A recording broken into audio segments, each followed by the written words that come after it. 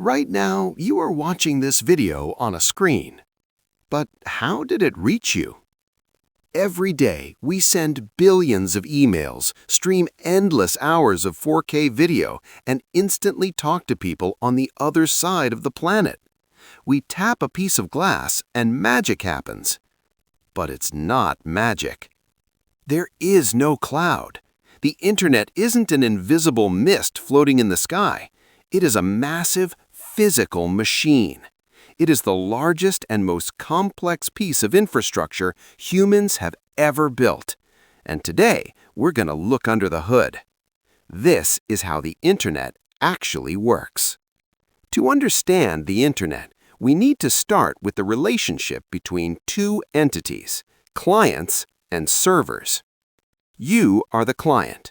Your phone, your laptop, your smart TV, they are clients. You are asking for information. The server is a specialized computer sitting in a massive air-conditioned warehouse somewhere in the world. Its only job is to serve you the data you asked for. Think of it like a restaurant. You are the customer, the client, looking at a menu. You ask the waiter for a burger.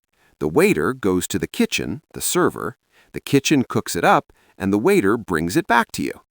But how does your computer know which kitchen to talk to?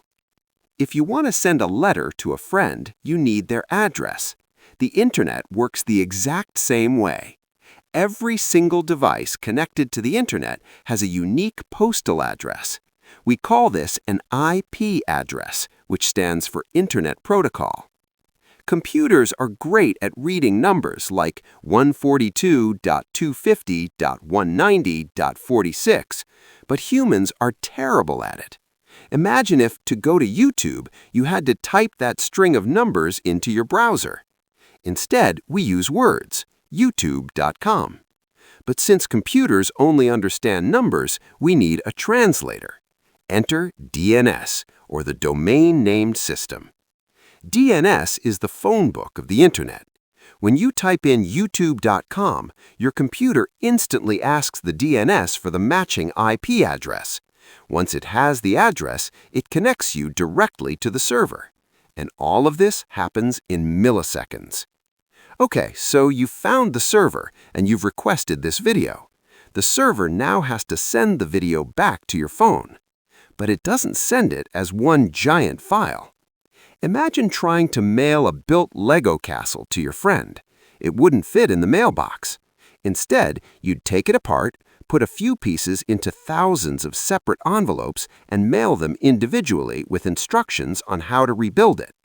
The internet does exactly this. It chops videos, images, and text into tiny chunks of data called packets. Each packet is stamped with your IP address and sent out. These packets travel the world, bouncing from one router to the next.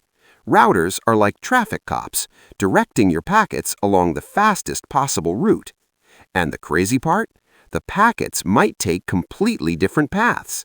Packet A might go through New York, while Packet B goes through Chicago. But when they arrive at your phone, they are instantly reassembled in perfect order. Now we arrive at the most mind-blowing part of the internet, the physical journey.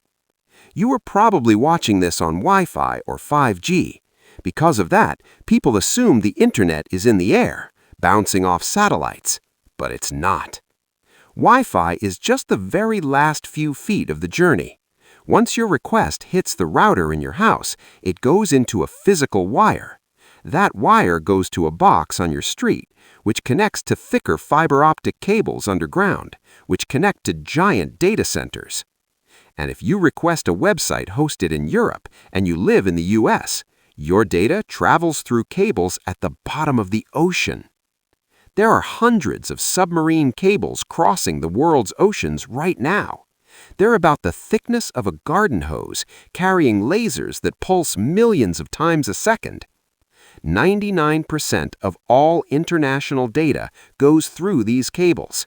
Every text, every TikTok, every bank transfer. Our modern world relies on a bunch of tubes sitting in the mud at the bottom of the sea. So let's put it all together. You tap a video, Your client asks the DNS phonebook for the server's IP address, your request travels through underground wires and submarine cables, the server chops the video into thousands of packets, the routers navigate those packets through traffic, they arrive at your router, fly through the air via Wi-Fi to your phone, and reassemble perfectly so you can watch this video. And all of that happened in the time it took you to blink. The internet is a miracle of human engineering.